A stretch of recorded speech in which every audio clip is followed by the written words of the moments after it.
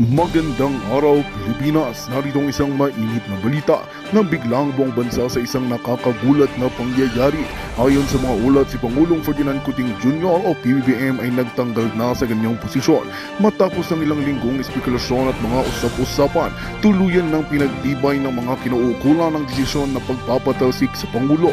Sa gitna ng mga kontrobersya at mga usapin tungkol sa kanyang pamumuno, tila hindi na nakayanan pa ng administrasyon ang bigat ng mga akusasyon.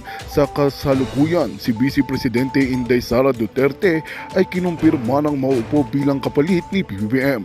Ang mabilisan na pagbabago sa pamunuan ay nagdulot ng samot-saring reaksyon mula sa publiko at mga politiko. Tunay ngang nakakagulat ang mga pangyayari. Ang kapatid ni PBBM na si Senadora Amy Marcos ay nagpakita ng labis na kalungkutan at emosyonal na reaksyon sa balitang ito. Nakapanayam siya ng media at sinabi niyang labis siyang nasaktan sa sinapit ng kanyang kapatid. Patuloy ang ating pagbabantay sa mga susunod na hakbang ng pamahalaan at ang magiging epekto nito sa ating bansa. Abangan ang iba pang detalye sa mga susunod na ulat. At yan nga ang balitang ating pagkatutukan. Ngunit bagong lahat, siguraduhin mag-subscribe at i-hit ng notification bell para sa patuloy na pagtutok sa mga sulip ng bagong balita sa tunay na boses ng masa.